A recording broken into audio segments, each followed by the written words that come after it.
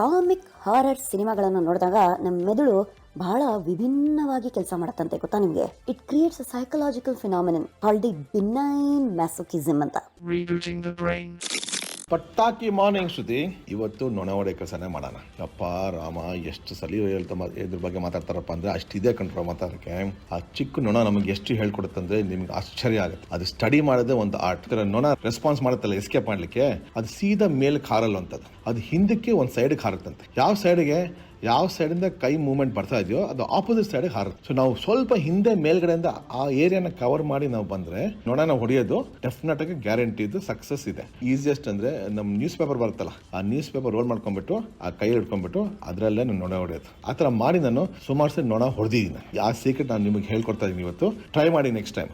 ದೇವರು 2 ತರ ಕಣ್ಣು ಸೃಷ್ಟಿ ಮಾಡಿದ್ದಾರೆ ನಮ್ಮೆಲ್ಲರಿಗೂ ಸೇರಿ. ನಮ್ಮೆಲ್ಲ ಮನುಷ್ಯರಿಗೆಲ್ಲ ಸಿಂಪಲ್ ಐಸ್ ಅಂತ ಇದೆ, ಇನ್ಸೆಕ್ಟ್ಸ್ಗೆಲ್ಲ ನೊಣ ಇನ್ಕ್ಲೂಡೆಡ್ ಕಾಂಪೌಂಡ್ ಐಸ್ ಅಂತ ಇದೆ. ನೆಕ್ಸ್ಟ್ ಎಪಿಸೋಡ್ ಅಲ್ಲಿ ನಿಮಗೆ ಇದೆ ಅಂತ ನಿಮಗೆ ಹೇಳ್ಕೊಡ್ತೀನಿ.